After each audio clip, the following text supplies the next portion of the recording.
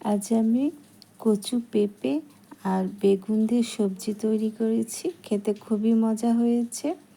গরমের দিনে হাতের কাছে তেমন একটা সবজি পাওয়া যায় না, তবে এই সবজিটা যদি এভাবে রান্না করেন খুবই মজা হয়েছে এই সবজিটি।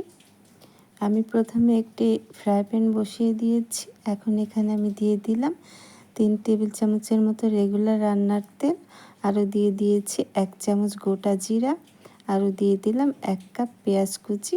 এখন এগুলো আমি হালকা বাদামি করে ভেজে নেব। পেঁয়াজটা বাদামি করেই ভেজে নিতে হবে, তাহলে সবজিটা টেস্ট হবে। এখন আমি এই পেঁয়াজের মধ্যে দিয়ে দিচ্ছি পেঁপে 1 কাপ।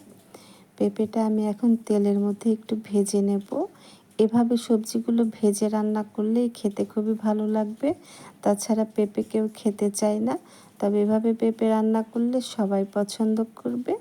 আমি একটি মাঝারি সাইজের আলু দিয়ে দিলাম, দিয়ে এখন পেঁপে আর আলু আমি খুব ভালো করে ভেজে নিচ্ছি।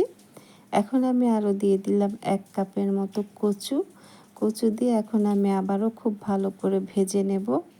এই সবজিগুলো ভেজে রান্না করলে খুবই মজা হয়। এখন আমি দিয়ে দিচ্ছি 1 চামচ আদা রসুনের পেস্ট। আমি মশলাগুলো আগে কষিয়ে নেইনি, এভাবে করে নিলেই বেশি খেতে মজা হয়। 1/2 চামচ দিয়েছি জিরা পেস্ট, আরও দিয়ে দিয়েছি কাঁচামরিচ, আর দিয়েছি 1 চামচ হলুদ গুঁড়ো। আমি এই সবজিটা কাঁচামরিচ দিয়েই তৈরি করব।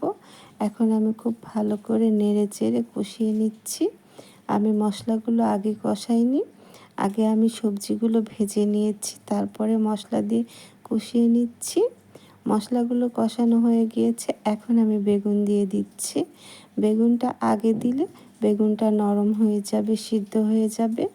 এদিকে ভেজে ভেজে রান্না করতে হবে সবজিটা। ভাজা অবস্থায় পেঁপে, কচু এবং আলুগুলো 50% সেদ্ধ হয়ে গিয়েছে।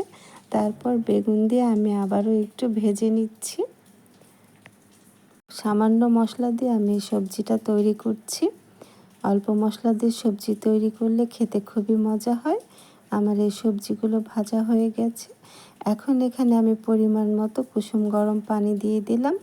অবশ্যই এখানে কুসুম গরম পানি দিতে হবে, কাঁচা পানি দিলে খেতে ভালো লাগবে না। এখানে আমি 1 কাপের মতো কুসুম গরম পানি দিয়ে দিয়েছি। এখন আমি ঢেকে রান্না করব। আমি এখানে ঢেকে রান্না করেছি 10 মিনিটের মতো। দেখতেই পাচ্ছেন সব সবজিগুলো সেদ্ধ হয়ে গিয়েছে। যেহেতু আমি আগেই ভেজে নিয়েছিলাম, তখনই 50% সেদ্ধ হয়ে গিয়েছিল। সবজির কালারটা এরকমই হবে, যেহেতু আমি কাঁচামরিচ দিয়ে তৈরি করেছি। আর কাঁচামরিচ দিয়ে তৈরি করেছি দেখে সবজিটা খেতে বেশি মজা হয়েছে। আশা করছি আপনাদের কাছেও ভালো লেগেছে। এই সবজিটি আপনি গরম ভাত, রুটি, পরোটা সব কিছু দিয়েই খেতে পারবেন।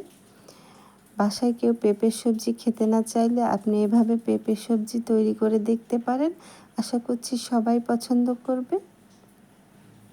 আমার এই আজকে সবজি রেসিপিটি যদি আপনাদের ভালো লেগে থাকে, অবশ্যই আমার চ্যানেলটি সাবস্ক্রাইব করে রাখবেন ও পাশে থাকা বেল বাটনটি অন করে দিবেন ও একটি লাইক কমেন্ট করতে ভুলবেন না।